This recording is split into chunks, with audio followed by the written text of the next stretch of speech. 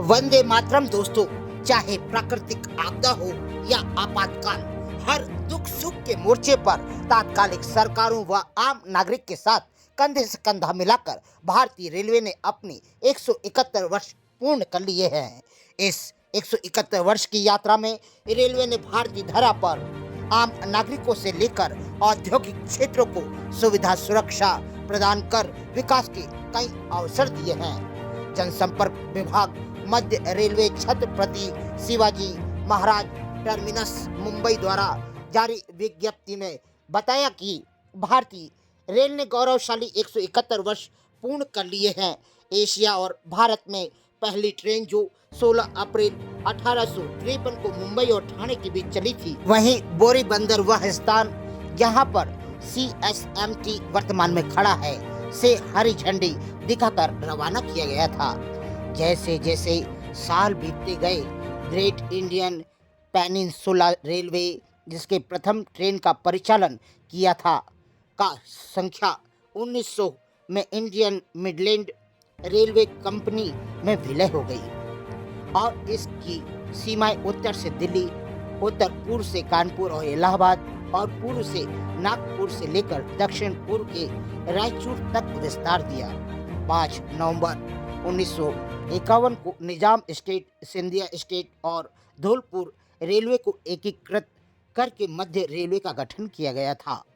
वर्तमान में मध्य रेल अपने 5 मंडलों यानी मुंबई, भुसावल, नागपुर, सोलापुर और पुणे के साथ महाराष्ट्र, मध्य प्रदेश और कर्नाटक राज्यों में 4275 रूट किलोमीटर से अधिक का विस्तृत नेटवर्क में फैला है।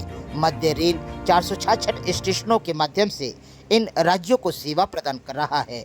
अप्रैल 1853 में पहली ट्रेन से लेकर भारत की अत्याधुनिक ट्रेन वंदे भारत एक्सप्रेस तक रेलवे ने गत 171 वर्षों में अपने रेल नेटवर्क का सफलतापूर्वक विशाल क्षेत्र तक विस्तार किया है।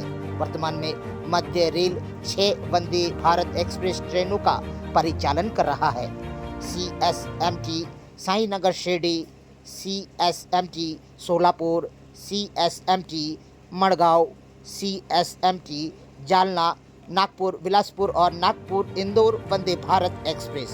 इस प्रकार मध्य रेल अनेक बेहतरीन उपलब्धियों के साथ निरंतर शीर्ष स्थान पर बना हुआ सफलता की ओर अग्रसर है। इनमें से कुछ उल्लेखनीय उपलब्धियां इस प्रकार है। पहली शताब्दी एक्सप्रेस, पहली जन शताब्दी एक्सप्रेस, पहली तेजस एक्सप्रेस, पंजाब मेल जैसी कुछ सबसे पुरानी ट्रेनों के 100 साल बाद भी चलने और अपने यात्रियों के बीच लोकप्रिय होने से इससे निश्चित रूप से एक लंबा सफर तय किया है। 3 फरवरी 1925 को बॉम्बे वीटी और कुल्ला हार्बर के बीच भारत ने पहली इलेक्ट्रिक ट्रेन सेवा की परिचालन से रेलवे और मुंबई की उपनगरीय सेवाओं में विद्युतीकरण की नींव पड़ी, जो आज मुंबई शहर के जीवन रेखा के रूप में जानी जाती है। आज मध्य रेल ने 100% विद्युतीकरण हासिल कर लिया है और उपनगरीय नेटवर्क में भी लगातार वृद्धि हुई है। वर्तमान में मध्य रेल के पास 5 उपनगरीय कॉरिडोर हैं।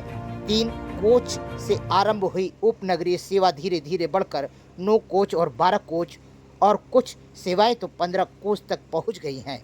यात्रा को अधिक सुविधाजनक और आरामदायक बनाने के लिए वातानुकूलित AC उपनगरीय सेवाओं में शुरू भी की गई हैं। निर्माण के समय लोडिंग जो 16.58 मिलियन टन थी, अब वर्ष 2023-24 में बढ़कर 89.24 मिलियन टन हो गई है, जो अब तक की सबसे उत्कृष्ट लोडिंग है।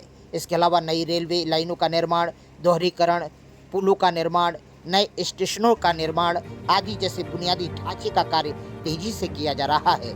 इसमें इस वित्तीय वर्ष में हासिल किए गए 348 किलोमीटर के मल्टी ट्रैकिंग कार्य की उच्चतम मात्रा भी शामिल है। नरेल माथेरान लाइट रेलवे ने भी अपने गौरवशाली 117 वर्ष पूर्ण कर लिए हैं। नरेल माथेरान रेलवे का निर्माण 1904 में शुरू हुआ और 2 फीट गेज लाइन अनंत 1907 में यातायात के लिए खोल दी गई। एहतियात के तौर पर जब लाइन मानसून के दौरान बंद रहती थी हालांकि अमन लॉज और माथेरॉन के बीच शटल सेवाएं दिनांक 29/9/2012 से शुरू की गई, जो मानसून में भी चलने के लिए सुरक्षित है। मध्य रेल ने अपने यात्रियों के लिए सुरक्षित और आरामदायक यात्रा सुनिश्चित करने के लिए इस खंड पर कई बुनियादी ढांचागत कार्य किए हैं और नरेल माथेरॉन एनजी लाइन पर सेवाएं जो दिनांक 22/10/2022 से पुनः प्रारंभ की गई हैं। 1853 से लेकर वर्तमान समय तक मध्य रेल सर्वोत्तम सेवाएं प्रदान करने में सदैव अग्रणी रहा है और भविष्य में भी करता रहेगा तथा अपने सम्मानित यात्रियों को सुरक्षित, आरामदायक और सुविधाजनक यात्रा प्रदान करने के लिए सदैव प्रतिबद्ध है। जय हिंद, जय भारत।